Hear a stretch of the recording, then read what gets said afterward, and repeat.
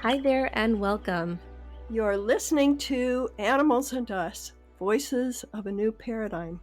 My name is Avantika, and I'm a researcher exploring animal consciousness, environmental sustainability, and planetary health.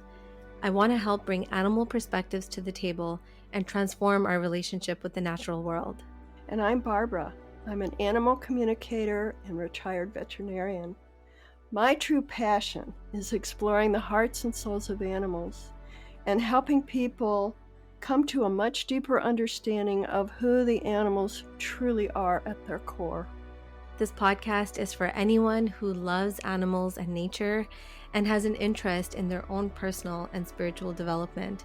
We'll bring you powerful conversations with fascinating people about animal and nature sentience, consciousness, and communication. Thank you so much for joining us on this journey of love, respect, understanding, and care for the fellow beings who share our beautiful Mother Earth with us. Hi, everyone, and welcome to a new episode of Animals and Us, Voices of a New Paradigm. Today, we're really looking forward to our conversation with two amazing women who are here, Denise Nestel and Christine Nobleseller. These two women and their organization, Giving Animals Voice, is helping to reshape how we care for, listen to, and advocate for animals, especially those in shelters who often are misunderstood, overlooked, and struggling in silence. We met Denise and Christine a couple of years ago through the International Multi-Species Methods Research Symposium, but have finally had the chance to connect properly and talk about the amazing work that they've been doing recently. Denise is the founder of Giving Animals Voice, which was born from a deep desire to change the way animals experience shelter life. And we're going to hear all about that today. And after years of working in various animal care settings, Denise began to recognize that something essential was missing, a way to truly hear what the animals themselves were trying to communicate. And Christine is a certified animal communicator and a member of the Giving Animals Voice board. With a background in social work and a deep passion for interspecies communication, she's also a teacher, a speaker, and a lifelong advocate for listening deeply to the voices of animals. Their recent pilot project explored how animal communication can reduce stress and support wellness in animal shelters. And now they're working to expand this work to reach more shelters, more animals, and more people who are ready to listen. So Denise and Christine, we're so grateful to have you here. Welcome to our show. Thank you. Yeah, you're very welcome. Hopefully that captured some of the amazing work that you've been up to. And we're so excited to be here to unpack all of that and talk more about all of these things. So tell us a little bit more about Giving Animals Voice and the project that you've been working on. Well, first I'll tell you about how I came to focus on the need for animal communication for shelter animals. And that was because after I had probably seven dogs, all of them that I had adopted. And that was before I even knew that there was a difference between a shelter and a rescue. At that point, I just thought, it's all the same. I went and I adopted these animals. All of them settled in nicely, became part of the family very quickly. My latest dog, and my current dog, is when I adopted him, he didn't settle in. And from the beginning, I kept thinking there's something he's trying to communicate to me. And I didn't know what it was. And frankly, I never even thought about trying to communicate with the dog before. I'd never trained a dog. I never really used commands. They just settled into the house. With Darby, it was different. He was always on high anxiety. So I hired about 4 trainers, and they all had different commands. And I realized this isn't working. I wanted to communicate, but this is just getting confused. And then I happened to see an animal communicator on a special, and I thought, I need to get me one of those, because that was what I needed to do, was to understand what Darby was trying to tell me. And I found one, and I learned, basically, I found information that let me explain immediately why he was so anxious. He was 13 months old when I adopted him, and his first 13 months were less than pleasant. But it also gave me that information that I could then take back to trainers, back to some of the other people and say, okay, now that we know this, how can we restructure the training? How can we change his food? How can we change his diet? And a lot of changes were made that transformed Darby and transformed our relationship. My neighbors would say, is that the same dog? And they really meant it. So that quickly I thought, well, all animals in shelters, and again, at that time, I wasn't even distinguishing shelters from rescues. I thought all animals ought to have access to animal communication. And so I looked around and I didn't find any shelters that were doing it. And I thought, okay, let's have a pilot project. And so I started a pilot project with a local rescue and a local open admission shelter. And the responses were good. So the problem was, though, that when I started that, I also formed the nonprofit Giving Animals Voice with the idea that we would make animal communication widely available to shelters, rescues, and that we would use that animal communication to help them get adopted, to help them have well-being in the shelters or in the things, but also that we would collect data so that we could share it with other shelters and rescues and sanctuaries so that they could also benefit. Because I didn't want Animals Giving Voice to be just centered on one little rescue or one shelter. I wanted to say, what can we learn and share that so more shelters and more animals benefit. So that's what we did.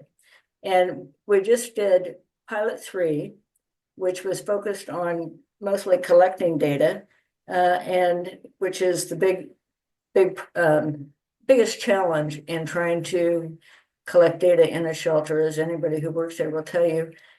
But we put out a report and it's been very, very successful. So now we're looking down the road as to what's next.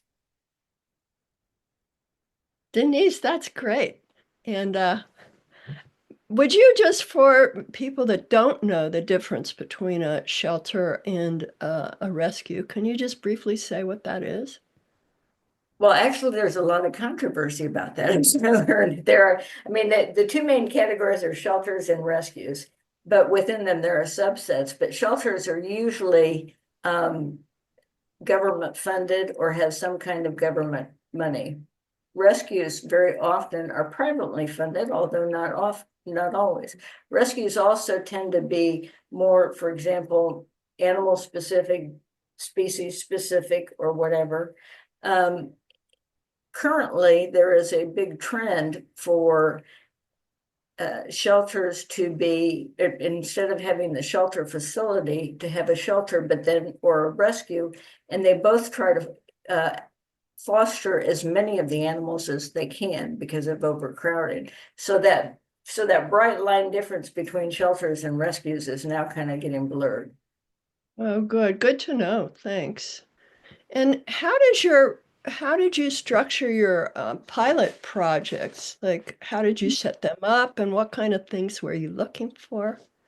Well, the first two pilot projects, I didn't know. I had no go bys, as we would say, nothing to look at to say, oh, here's how you do this. But I had been a construction lawyer and had done pilot projects before, and so I kind of knew you test your assumptions and you put procedures. The whole point of a pilot is when you find something that doesn't work, you pivot immediately and find something that does. And so we just said, okay, we're going to start. I hired an animal communicator who communicated with a rescue. And then I had a couple of communicators that communicated with the shelter, but we didn't know how to do it. And it was basically, we let the staff ask any questions that they wanted because we didn't know what they would ask. After those two projects, we realized that most of the questions fell into about 5 buckets. And so when we went to pilot 3, we said, okay, we know kind of what they're going to be asking about. So we built that into pilot 3 to make it easier for them. But in all of our pilots, basically, we let the staff choose the animals who participate. We let the staff decide what questions they want to ask. We let the staff decide what topics that they want to ask. And then that's what the communicator's role is, to ask those questions and those topics, and then to verbally relay whatever information they get from the animal. And then we also let the staff to say, can you clarify that? And the communicator does. We record all our sessions so that we can give the recording to the organization afterwards so they can look back at it. But it's very simple. We look at it as we are there not to tell them how to do their job, to give them information that may supplement how they do their job. Because my instant thing is when I found out the information I found from the communication with Darby, I thought, oh my God, if I'd known that a year ago, I could have saved us a year of really tense and uncomfortable experience for Darby. Could you possibly just give some examples of takeaways from the experience of communicating with animals in shelter, maybe from Darby or some of the other animals? What are the major things that you've learned? The major things I have learned are, number one, just the act of communicating is a tremendous difference. And that goes back to the agency, that goes back to listening to them. And I'll just tell you, yesterday we had a recording, or we had a communication with horses. And there was a horse in a sanctuary that would not let anybody, had been at the sanctuary for a year and wouldn't let anybody touch it. Wouldn't let the groomer touch it, wouldn't let the vet touch it. And so the communicator had asked about it, and the horse told reasons why they didn't want to be touched. And so then the sanctuary director said, please convey to that horse that we need to touch it to help it. And the horse's immediate response was, nobody ever tried to help me before. Oh. And so then the horse said, okay, well then, and they talked about it, and they talked about how could you do it so that you could touch the horse in a way that would be amenable to the horse. And essentially the horse said that the horse really had developed a relationship with the granddaughter of the sanctuary owner. And so basically what came about was that, okay, you need to get trust. We will put the sanctuary owner and her granddaughter, if she's available, but at least the sanctuary owner will be there whenever we need to have the groomer out or the vet out, and we will give you advance notice and you will know it. And they just worked out a protocol where they would be able to service a horse and help the horse. Wow, that's so amazing. I mean, from my experience, I think just the act of expressing oneself is valuable too, to know that somebody cares enough to really listen, and then in addition to get valuable information that can help the animal settle in and be more comfortable. I think it's just, if all shelters and rescues and sanctuaries could use this, can you even imagine what a gift that would be for the animals? I can. And I would like Christine to follow up on this for a second, but before that, I would say that our pilots are structured so that we always focus on what the information that the organization wants and trying to get that. But at the end, we always go back, we always end with asking the animal, now is your time to express anything else that you want the staff to know. And what we find is every animal that we have done so far always says, thank you for listening. Nobody's ever done this for me before. I mean, just as you say, just that act. And Christy, why don't you expand on that a little bit? Sure. Thanks, Denise. I think Denise and I have had many conversations, as I'm sure you, Barbara, and Avantika have had, about the power and the impact that animal communication facilitates and how important it is in building a trust, which forms a relationship. And when you have trust in a relationship, how that empowers all parties. And that's really important in shelters, rescues, and sanctuaries where the animals are coming in, they're frightened, they don't know what to expect. And really, when you asked earlier in terms of, what were we looking for? We were looking for data that would support that the addition of animal communication is a best practice to support the animals themselves who are in the care of rescue shelters and sanctuaries, and also facilitate the concerns that shelter staff and volunteers and fosters have, which is the well-being of the animals and finding homes and economics. And that's really in some part, and reducing the stress so that the animals can be at their best, so that they're more likely to be adopted. So there's a lot of possible positive outcomes, but generally there is this attitude that this idea of, well, if only they could speak, but they can through communication. And when you open that door of communication, you open that trust, you build that relationship, it changes the stay that they have and it changes the outcome. That's amazing. Yeah, I mean, when you say it that way, it sounds so simple. It sounds like such a no-brainer. I wanted to ask you both a question. Denise, you mentioned a few minutes ago that there were 5 buckets of questions or 5 types of questions that the shelter staff or the rescue staff were interested in. I would love to hear what those 5 kind of categories were. Overall, overarching, they were all very practical questions. And they could all be summed up as, what can we do to help this animal? I mean, that's really what all of these questions were going to. But they, depending on the animal, they would have different focuses. They would have some animals that would be be emotionally withdrawn, appear to be depressed. Blackie was one that you know about, the dog that was.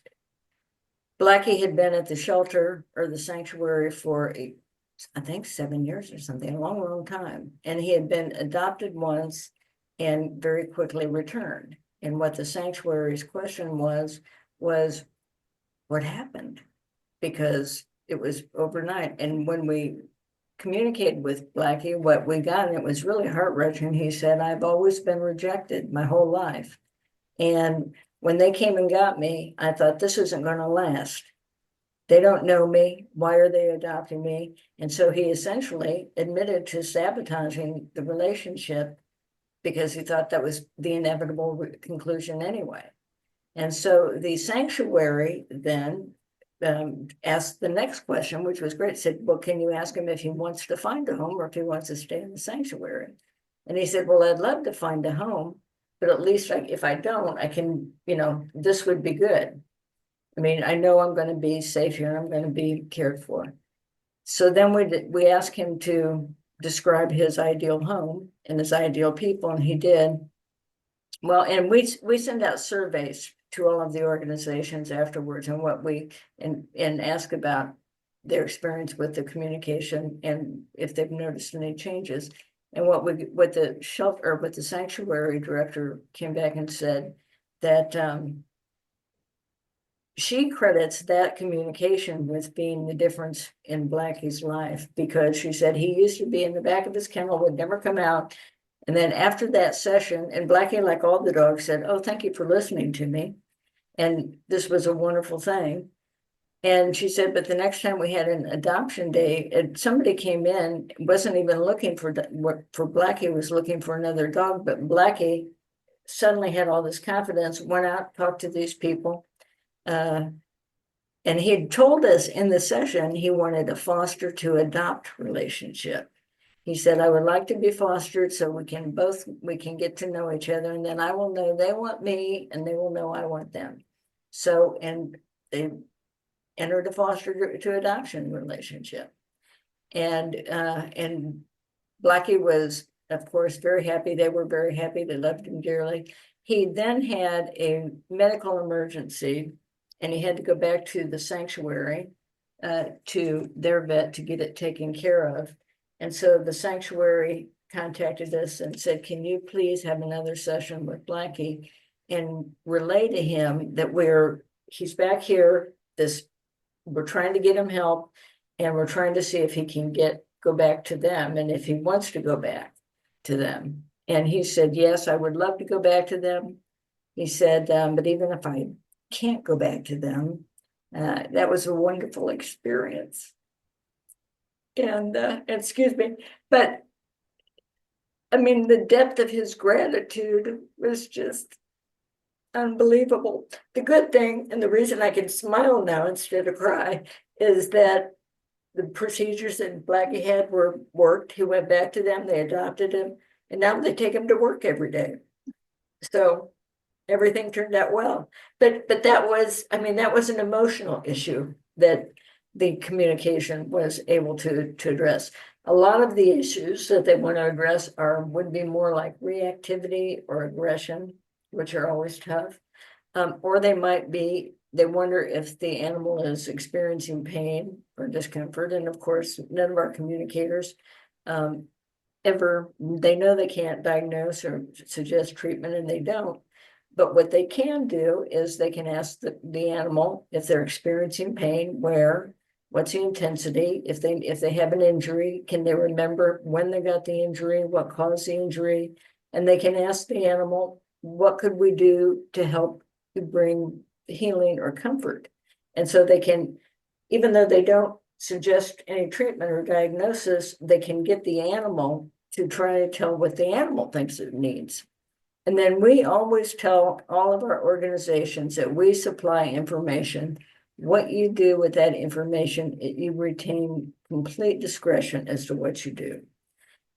What we find is that most of our organizations share the information with the vets, with fosters, with the volunteers, and that it benefits not only the animal, but the others. But that the pain or the injury, the pain, the reactivity, and the emotional are the three top ones. But then there are also a lot of littler miscellaneous things that I would call basically related to the shelter environment. And they fall under, what is it in that specific shelter that change that they would like to see made, or accommodation that they would like to see. And we will ask the dogs that, and all of the organizations are very good. If they can do it, they'll say we can do that, and if they can't, they'll say, please tell them we'll try and do that, but we don't know if we can. But those are related to the specific facility, I would say, most of the time. And it could be as simple as, I want another bed and I want a higher bed, or it could be as simple as, I want to be able to be walked by myself sometimes. We had one dog that said wanted to be in the front lobby all the time. And they had to say, we wish we could grant that, but no, not at this time. But at least we give them the opportunity. So Yeah, thank you. No, I asked that question because if there's anyone listening who volunteers or works at a shelter, your examples there just help to kind of make it a little more concrete, what kinds of things people could possibly ask about or inquire about, and what kinds of situations you could bring an animal communicator in. So thank you. When we last talked to you guys, you mentioned that often you find that dogs get adopted just shortly after animal communication sessions. What do you think's going on in those situations? I think the animals are drawing the dog, the animals in Pilot 3, it was dogs, are drawing the people to them. And I will also tell you that my own dog, I found this out after I got animal communicators involved. He said that he drew me to him. And I believe that absolutely. But I think that partly it's when they get the sense, it's partly more what to look for, is because some of the animals can describe and pretty much detail the kind of life that they want and they're looking for and what they aren't. We call them preferences. We ask the animals what are their preferences for their home and for their people. Do they want a big yard? Do they want to be out, be roughhousing? Do they want to have a quiet, be more of a, whatever? And so you do get more information, but I think it also there is some truth to the fact that just energetically, they can draw the people to them that are a good match with them. That's so, I imagine a lot of people would really question that, but I think it's really true that they choose us more than we choose them. It's amazing how that works. And I'm curious about, from both of you, how receptive have the shelters and rescues and sanctuaries been to using animal communication? Are most of them open, or a lot of them are closed and they think it's crazy? What's your experience? And I'm glad you asked that, because we would like to invite more shelters and organizations. We get when we first started doing Pilot 3, we asked for people who knew of shelters that might be interested, or if they've worked for them. But that is the biggest issue, is a lot of the gatekeepers to the animal rescues and shelters may not know about animal communication and may be skeptical.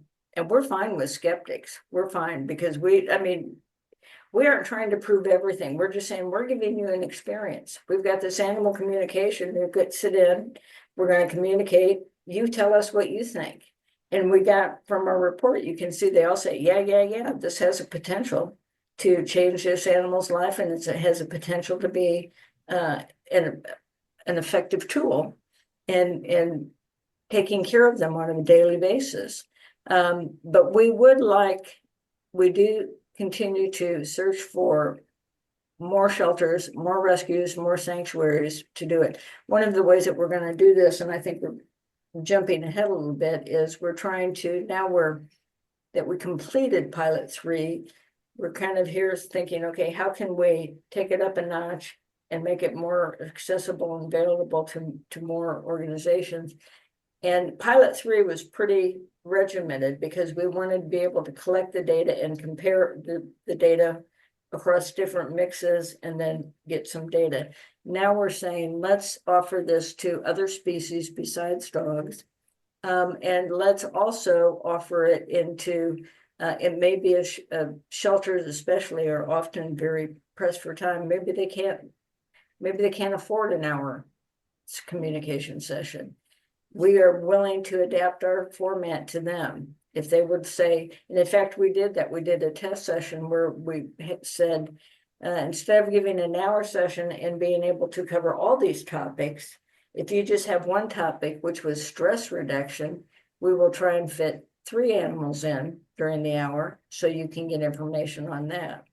And we're just trying to work with the organizations who have short, limited resources, limited time,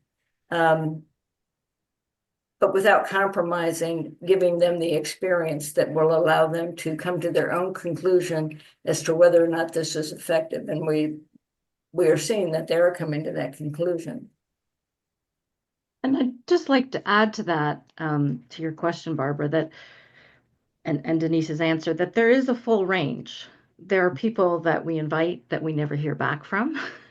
There are people that politely decline because it's not their area, if we're outreaching to scientists. There are organizations that participate and are skeptics, and the experience of animal communication with dogs and their care transforms their understanding of what animal communication is and the benefits that are enjoyed by so many. There are those that have already experienced it and are warm and welcome to it and letting others know about it. So it really ranges, and for those that question it or think it's a fantasy found in children's books, really are missing a lot of possible benefits to their existing structures, because it's a paradigm, it's a mindset that they can't communicate, that they can't speak. And the reality is, when we realize they can, and we can consult with them, what is possible by engaging them directly and getting this information that you can't get anywhere else, and then you get an opportunity that otherwise wouldn't exist. So some of my work, well, all of the board members that were involved outreach to our contacts. And we initially started Pilot 3 just with organizations in the United States, just to keep time zones, because there's enough time zones already. And then I said, many of my contacts are overseas, but I might have a few Canadian contacts. So we added Canada as well. And so it covered Canada and the US in terms of organizations. And outreach, really, you go to your own network. Denise was going to all kinds of webinars and becoming familiar with organizations that are involved in animal welfare. I reached out to holistic vets that I knew that held conferences. I reached out to, colleagues to sort of say, do you have organizations that are already using this that would just, be delighted to receive, because these services, the communications, there was no charge to them. Thank as you. well. And that's huge, right? It's something that doesn't add any stress to often their already strained budget. So the reaction is huge. But the other thing that Denise and I and the board as a whole are recognizing is the change that is happening at a scientific level, at an academic level, that animal communication is being recognized by many sectors, and gaining more and more credibility and recognition. And that is only going to serve and help the animals and those that are involved in supporting the animals, and nonprofits such as Giving Animals Voice. If I could, I'd like to piggyback on what Christine said, and this reminds me, our sessions are always free to the organizations. The volunteer, the communicators are all volunteer and gladly volunteer. They're generous. And if you look at our report, I say, we couldn't have done this without you. You're all brilliant. And that's I'm not being glib. That is very, very true. They are all brilliant communicators. But the bottom line is GAV covers the cost of the administration. Ultimately, what we would like to see, and this is kind of when I first started to look into this, I thought, okay, why isn't animal communication already in the shelters? Because it took me about a nanosecond to get on the internet and find out you could get, if you Googled or Microsoft or whatever search page of animal communicators, you'd have like 50 pages come up of people who are practicing animal communication. Most of them are in private practice because if they want to make a living at it. And so my thought is we ultimately would like animal communicators to be compensated just as behaviorists are, just as vets are, just as other people. But we realize, and we have talked, the communicators that we work with realize that they're volunteering now, but once the pilot was over, then they can go on and they will get clients from these same organizations, and they do. But it is, and one of the organizations that I contacted, I had asked her about doing this, and she said, and when I got to the end, I said, and it's all free. And she said, you should have led with that. And I said, okay, I will. Now I put free in capital letters on about everything. And I'd just like to add one more thing that's been really interesting, not surprising, but interesting. So the question is, how are the organizations taking this about integrating this into the shelters, rescues, and sanctuaries? So a little slower, but the communication response, the animal communicators that Denise mentioned are volunteering, has been immediate and generous. So people wanting to join from all around the world. And we were sort of saying we were trying to focus on communicators that were in North America simply because of the time zones, because people that lived elsewhere would be having to work in the middle of the night. And recently, as sort of part 2 of Pilot 3, since we've concluded it and are sharing the information and disseminating in places such as your podcast, Penelope Smith shared it on her Facebook page. And there was a tremendous response of communicators again, because the reality is there are already many animal communicators supporting the animals in care in rescues, shelters, and sanctuaries. And they were so excited to see an organization formally doing this that they could get behind and donate their time and services for. So right now, that's something we talked about at our board meeting this week, is giving them work to do, because they're so keen to be seen and recognized, because they're working often in silos as independents, and to see an organization that is trying to bring this within North America and then eventually expand it more globally is so exciting for the communicators, because they already know the power, and this is bringing all of us together. I've got a question about that, maybe a little sensitive question. How do you screen communicators to make sure they're really legitimate and they didn't just do, a one-day thing and they think they can do it? How do you screen them? And I will answer that mostly in I drew on my experience as a lawyer. I was in not to be, but as a construction lawyer, all, you're you're trying to figure out who did what wrong and who pays. And so the whole thing is always dependent on experts. And so you get very skilled at being able to qualify experts. And there were things that like replication, but essentially what we did in this case is that was a key issue, because we knew that if we didn't carefully screen them, that the whole thing could implode before it ever got started. And so what we did is we all went to the people that we knew. I have taken many animal communication courses myself. And Christine, of course, has, but we all went to people that we knew who were already experts in communication and did that. And then that's like the first step. Somebody else is vouching for them that we trust, that knows the skill levels. But then they filed an application where they had to list what their experience was, what their credentials were. And we most of them did have certificates or credentials from somewhere. We had at least one that did not, but some of them, I mean, you could tell that they had been communicating for many years, and either they had a very thriving private practice, or they had a substantial pro bono work that they had been doing. And so it essentially came down to vouching for them. But I interviewed every one of them before we did it. And that's a good question, because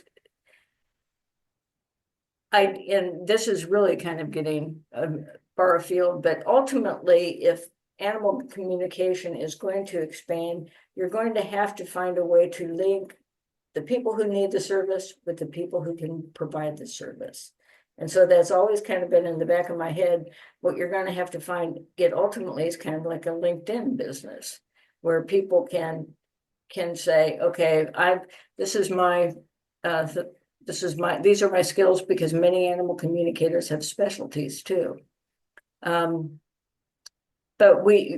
you have to be able to connect them some way. But that's down the road. Right now, we're just saying what we're trying to do is we're still in the proof of concept part, where we're trying to get the shelters to understand this is good, not and it's going to make your life easier and better, and it's also going to help the animals. So why not? Thank you. Yeah. Barbara, I appreciate your question, though, because it was a question for us as a board, because we recognize that it is an innate skill and not everyone has had training or certification, but it certainly didn't exclude them from being an excellent communicator with experience. And we've had people apply that are very interested in supporting and volunteering, but don't have the practical experience yet. So I think kind of what Denise was referring to is there's no standardization yet. It's in the works for professional animal communicators, because there hasn't been a professional body. So this will certainly give credence to animal communicators when there is a professional body and a standardization in the industry. Yeah, and as you said, it's in the works. There is a professional animal communicator group developing as we speak. So thank you for that. It's really interesting. And if there are people who volunteer in shelters, work in shelters in some capacity, what would you tell them? What's important for people who actually work with these animals to know? What I would say is, number one, from the intake is a critical time. And we did try and focus on intake in one of the early pilots, because that's when the animal comes in and they're saying, why am I here? What is going to happen? But what I would say is talk to the animals. Understand that they can understand, talk to the animals. I would also say, if you see any hesitancy or any fear or any reluctance, do not force it. That's the other thing I would say, is that with the animals, you need to let them make the first move. That was the key of one of our animals that we did for pilot 3. It was a dog that was blind, and the sanctuary had taken it in, and after about a week and a half, they wanted to know what they could do to help him be less agitated. And he gave a list of what it was. And there wasn't anything that was surprising or unusual, but the animal knew what it needed. And so when they put that down and they trapped it up and put it on the kennel door, then the volunteers saw it and the volunteers became more engaged. It's really, it has a ripple effect in terms of who benefits. I think it's so important to emphasize that because everyone is focused on the animals, which is so important. But the burnout rates, the turnover rates of paid staff and volunteers and fosters, and Denise already mentioned, that engages the volunteers and that encourages them to, reminds them as why they're there. I think what also happens for the humans involved in animals who are under human care is they've had experiences with animal communication that they haven't recognized or called animal communication. And then they work with giving animals voice with a professional communicator or communicator that is highly skilled. And they realize what they've been doing and what they've experienced is authentic. And they realized that their own personal experiences of engaging and feeling connected and knowing, it validates them as individuals and it validates their work because they have to be putting out fire after fire after fire in the nature of their work. And this is letting them know that their true motivations and what they're experiencing and how they're responding to the animals, even though they didn't call it animal communication, was right on track. And so this is an enormous validation. Don't you think that in the future it would be beneficial for animal communicators to give classes at shelters and those kind of places so that all those people working with the animals, they may not be professional animal communicators per se, but they would build their own intuition and their own skills of tuning into the animals so that they could better take care of each animal in their care. Absolutely. And we have, I know when we did the pilot with the shelter, I walked in one day and a volunteer was weighing a new kitten on intake. And she said, I'm looking at this kitten and it's looking at me like, how did I get here? Why am I here? And I thought to myself, that's exactly what that kitten is thinking. But yeah, I think going down the road, that would definitely be. I think volunteers would love it. I think the staff would love it. I can't see really any downsides to it. And I've done it. And I know other communicators that have done it, that have brought students on site because they are, as Denise mentioned, communicators that have different areas of interest and different areas of specialty. And for many of them, it is animals in human care. And so to understand the environment, both from the animals' perspective as well as the human animals that work there, and understand the challenges that both face in that kind of environment is really important.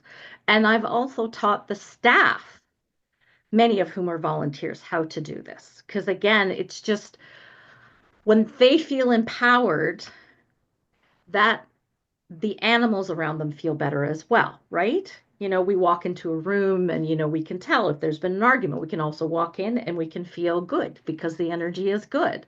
Well, the animals are very sensitive as well.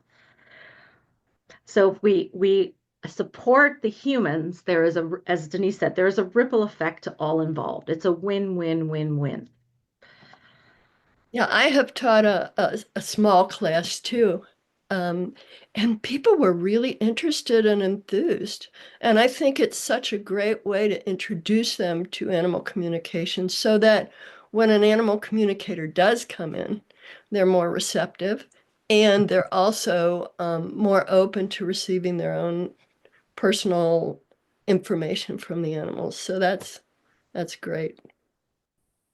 And when you talked about receptive, I always make a point because I'm very clear that you will often have, I mean, in any large shelter, you will have people who are working there who have done animal communication and use it, but they aren't the people who have the authority to say, yes, come in and do this. And so you've got to address those people. And I've said it before, and it's worth repeating because I always say, we aren't trying to tell you how to do your job. We aren't trying to play in your sandbox. All we're doing is we're giving you information that you would have no way otherwise, in many cases, to get. You get the animal's perspective, and it can only help you. What you do with it, we aren't going to judge you. That's your decision. But we want to make it very clear that we respect what they are doing, and we're just trying to add a little more information.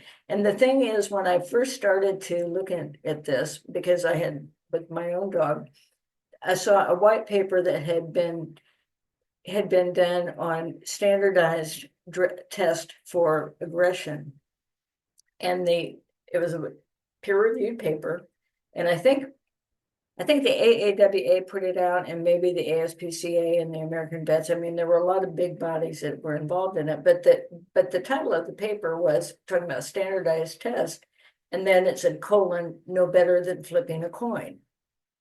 And as I read that, what they found out is, and they went through this huge analysis of the statistics, and which was way over my head, but basically what they said was that you can use these standardized tests. Many of them involve actually provoking the dog by putting a rubber glove on the end of a stick and pushing it in the dog's face when they're trying to eat. And then if they respond, they label it as reactive or behavior, bad behavior. And so, and what this paper said was that it was no better than tossing a claim or tossing a coin, that the people dogs that had been labeled as aggressive, once they were adopted, did not show that they would be aggressive once they were adopted. And so the paper actually said you should have all the information you can get, especially if you are considering behavioral euthanasia. And so when I looked at, and they were talking, and they listed the different places you could get information, but they were all people who had observed the dog or talked to the dog or seen the dog. And I thought, why not ask the dog? Because when you talk to the dog will sometimes say, well, I was put in the dog fighting ring and I was made to fight. But that's not me. And believe me, behavior is the dogs like that who've been trained to be aggressive. That is a very delicate issue, but I would like to see more focus on animal communication and how it can be used to help dogs who are aggressive. And in fact, in our study, in our pilot 3, we had a couple of dogs that were known to be on the line for behavioral aggression, euthanasia. And we just had one 30-minute session with one of them, and it did have some impact, but I would like to see more extended sessions with animals like that to see how much of an impact that you could have. Because now the science also tells us that a lot of the dog aggression is related to either pain or to fear. And so it's important to know, are they reacting out of fear, or are they reacting out of pain? Because those are both some things that you can do something about. So that's probably the most controversial issue right now, is how to deal with euthanasia for behavior. And I'd like to add something that since the time that Pilot 3 started and we came together as a board, those of us who had shelter experience and already knew that these organizations were doing the best with less than what they needed. And that situation has only gotten worse since the pandemic. And what we've realized is that the crisis has intensified. And it becomes difficult to introduce something new, what's new to some organizations, animal communication, when they're busy putting out fires all the time, because they just have a hard time in their bandwidth making space for that.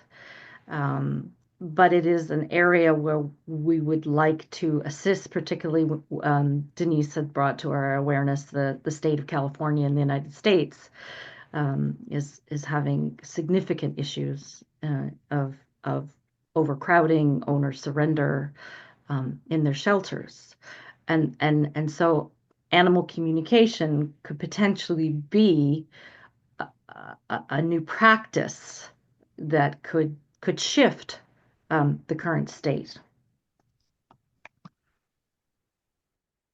Well, thank you for explaining that. And I think euthanasia probably in general, related to behavior or not, I think is a sensitive topic. And it'll be really interesting to see how things unfold in the next little while. And especially with the research, if these practices can shed some light on how to approach those conversations. I mean, you mentioned the burnout within shelters. There's tremendous burnout in the veterinary profession as well, high rates of suicide in veterinary professionals. So, I imagine that so many people go into this kind of work because they love the animals, they want to help them.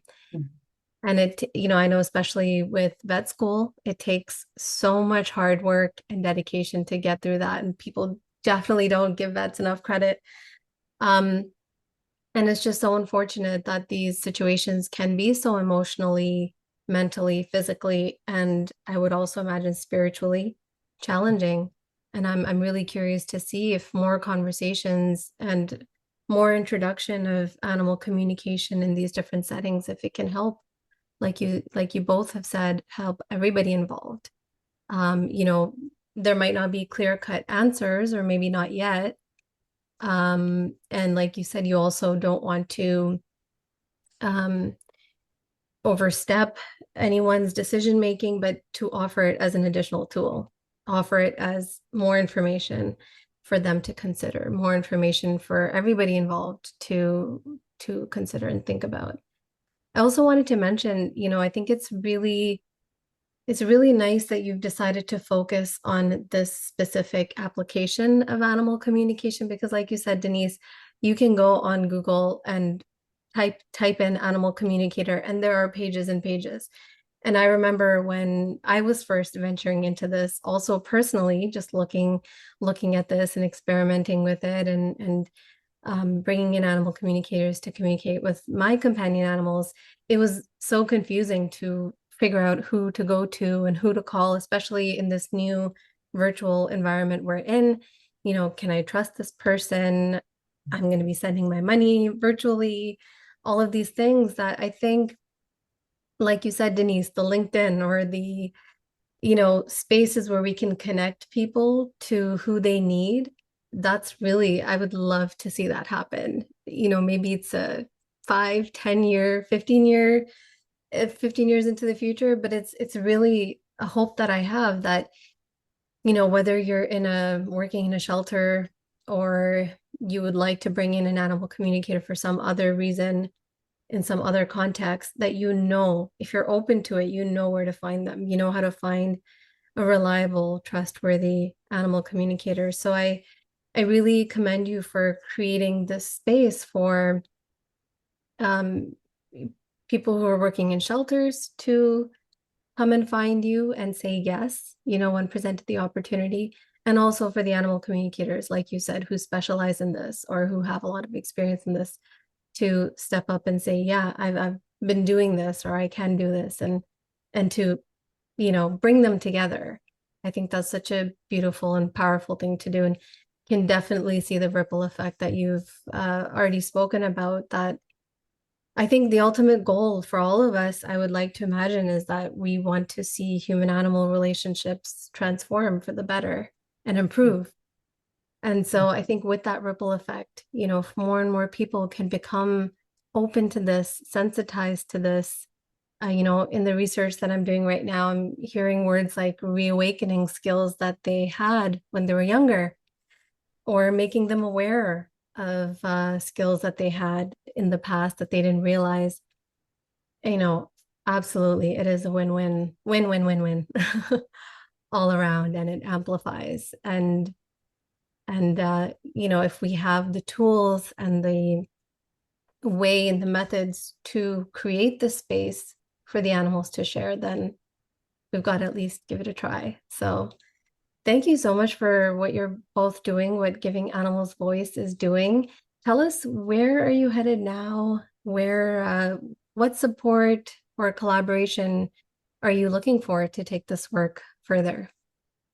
And thank you for asking. One of the things to segue on that is right now, I do think animal communication can be very useful on the behavior issue. I think that is a complex issue that you would have to bring vets in, you would have to bring all kinds of things in, but animal communication can provide those people information that then they can use to apply their expertise, period. What we're doing right now is we're kind of coming against on the euthanasia from the other side by saying, if we can help get more dogs out of the shelters, there will be more space and less euthanasia. That would be our ideal. And in fact, one of the, what we would like to do is the more information you have, the sooner you have it, like on intake. There are now various organizations or what they call triaging the intake. And what you could do is you could find, if there is a dog that you think, okay, this is really a dog that could be happy in a home with many families, then what you need to do is be able to get the information to the people who can publicize that and can make that match. And so we are focused on that end of it. And we're also focused on possibly, for example, one of the dogs in Pilot 3, Chase, the blind dog, he got a foster right away, but then the sanctuary called us and said, could you do a communication with the foster? The foster is thinking of adopting the dog, and she would like some information. And so we did a communication with the foster. And I think that's another way that we might be able to do that, is if the dog is still in the care of the organization and it has a potential foster or a potential adopter, we would be willing to offer a free session with that potential adopter or foster. And that's probably one of the best ways that we can help relieve some of the stress right now on the overcrowding. And I guess what the other thing I would like to say is that we're kind of pivoting right now. We're just looking to see how we can have the most impact, and that's where we're going to go. We're going to express those, we're going to explore those different ways. But it's clear to me, and it has been clear to me from the first time I had the animal communicator talk to Darby, I thought, oh my God, this is a game changer completely. And I think that's how a lot of people have, we have organizations that say, well, I was really a skeptic until you told me this. And then they say, okay. And I think they're having the experience right now. That's the best thing we can do, is saying, we will provide you this free experience so you can make up your mind. Now, what we're finding is some of our animal communicators, and we will tell them, well, during during the session, you only do the animal communication, and the session is set up by us, but we tell them afterwards, if they want to hire you for other animals or whatever, they can do that. And what we have found is some of our organizations are calling me to say, can I get the contact information for that communicator? I want to hire them. And I know at least one communicator that has gotten 5 new clients just from that. So people, it doesn't, once you experience it, it doesn't take long for the word to go around. And that's what we're looking for, is this organic growth. And to add to that organic growth is that Giving Animals Voice is just so excited to share this information, Barbara and Vantika, on your podcast, and we're grateful for this opportunity.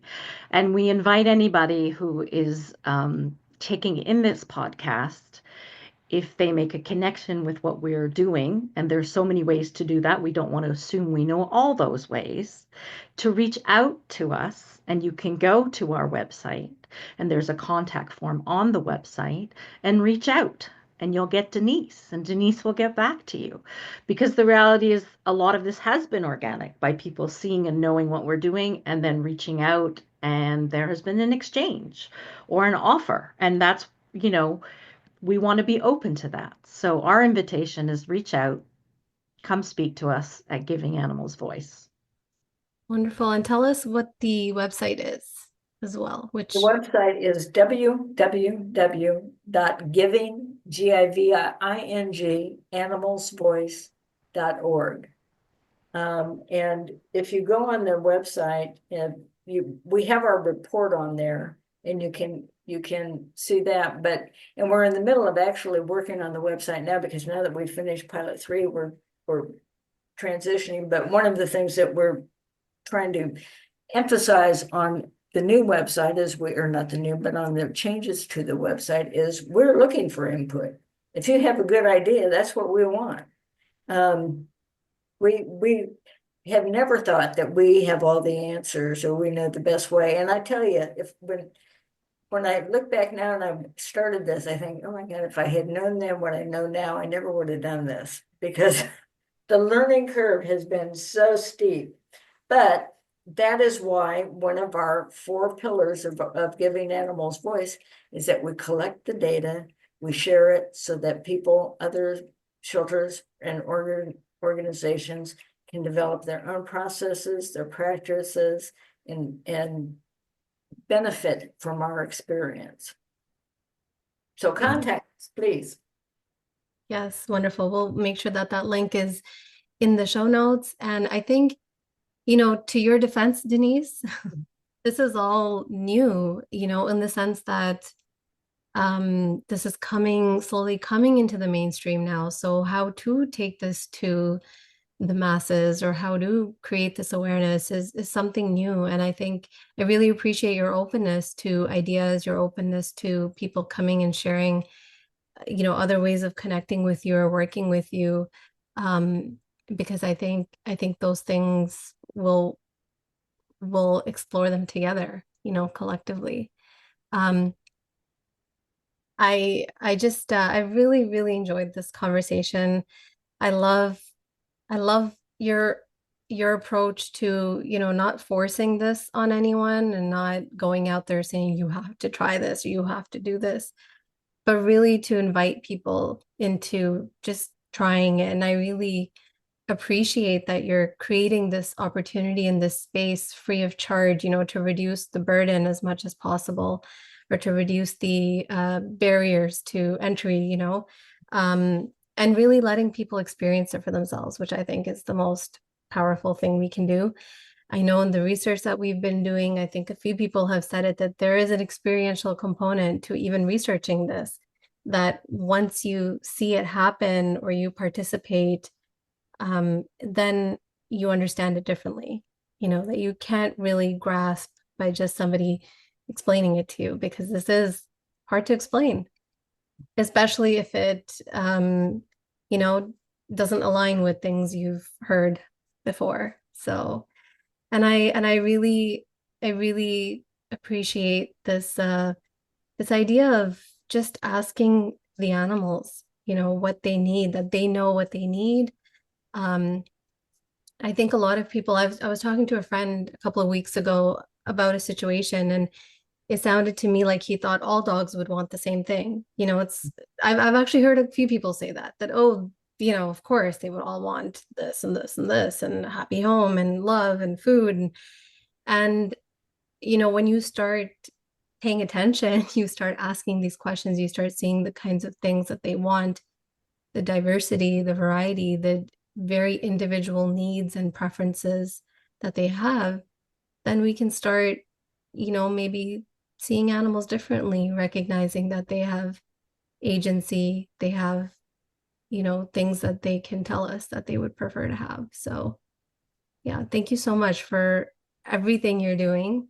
And I'll just speak on Barbara on our behalf that we will definitely send anyone we think would benefit from the work you're doing. We will send them over your way right away. Well, thank you for giving voice to giving animals voice, because this has been we are hugely grateful to have this go out to your listeners. So thank you. And I would like to thank you, Denise, for being a pioneer in doing it in such a beautiful way, where I just don't feel there's a whole lot of ego involved here. It's just coming directly from your heart and your soul. And I know it's been a huge task, but you're up for it. Who better than you with your background in being an attorney and just business and all that kind of stuff. So you've done a wonderful job. And I just know that this is going to make an enormous difference for the animals and the people who love them. It is giving them voice. Animals for so long have not had that voice to mainstream society, and it's just so needed, and it's time. And Christine, thank you for all your love and your care and time that you've devoted to this. It's such a beautiful, beautiful thing. And I just know it's going to grow. And I know that people are opening up more and more and more, as you've already said. And boy, what a gift for the animals. So thank you, thank you. Is there anything else before we wrap up that either of you would like to share with our audience? Just thank you for this opportunity. I will echo what all of our animals say. Just thank you for letting us be heard. I think one thing that I'd like to share,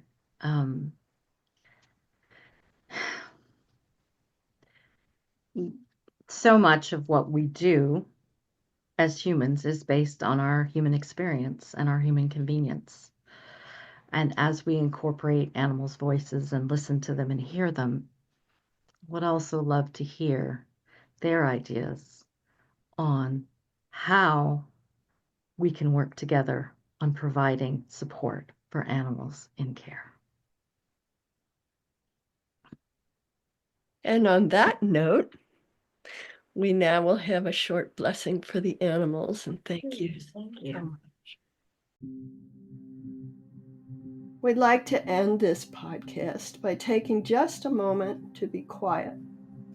And we give thanks and blessings to these amazing animals that we share our lives with. They give us so much and ask for so little in return. We hope that you can keep the animals and all living beings in your heart and in your mind as you go about your day. Thank you so much for being here with us today.